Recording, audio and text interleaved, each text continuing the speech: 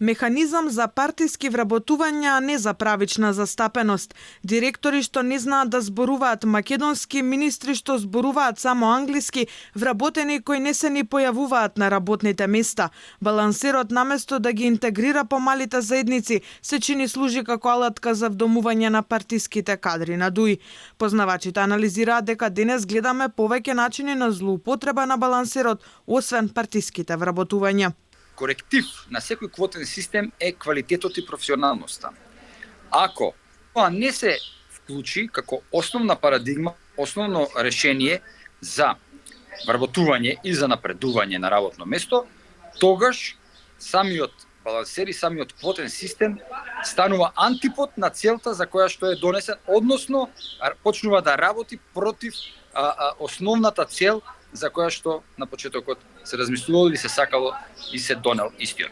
Во исчекување на најновиот извештај за вработувањата по државна капа, анализата од бројките во 2022 година покажува дека јавната администрација броела 110.465 вработени, 78.833, односно 71,3% се македонци, 23.855, односно 21,6% се албанци, 2.675, односно 2,4% се турци, 1.651, односно 1,4% се роми и така натаму. Од министерствата најинтересно за анализирање е она со кое раководи Артан Груби за политички систем и односи меѓу заедниците, бидејќи таму 84,3% се од албанска етничка заедница, 5% се македонци, 4% турци и по некои од другите етнички заедници.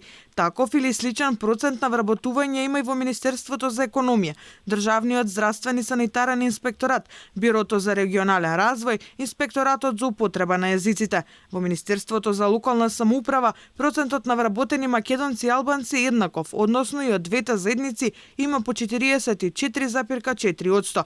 Идентично е во Државниот пазарен инспекторат, Агенцијата за примена на јазикот што го зборуваат 20% од граѓаните, Државното правобранителство. На државно ниво, според последниот извештај, бројките покажуваат дека балансерот сепак не помогнал помалите етнички заедници да имаат предност во вработувањата. Тоа е видливо и во општините, например како што се Дебар, Боговиње, Врапчиште, Студеничани, каде се изоставени вработувањата од турската етничка заедница. Доколку продолжи употребата на балансерот, ќе има само нови злоупотреби. Крајно време е да замине во историјата, бидејќи целта за која добил зелено светло веќе е исполнета, вели професорот Јовевски.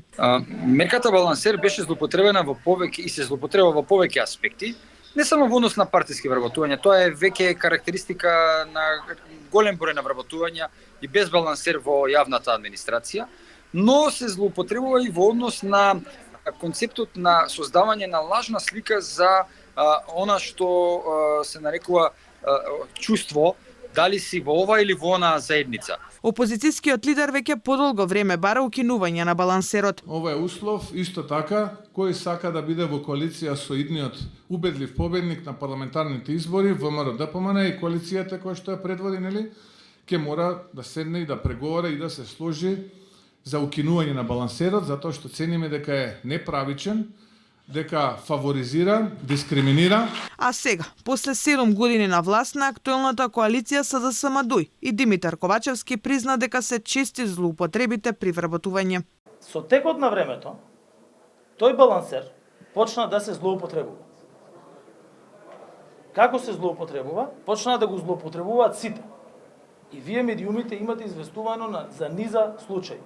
Кога едно лице за да се вработи, од сабајле ќе биде македонец, попладне ќе биде србин, навечер ќе стане турчин и така натаму.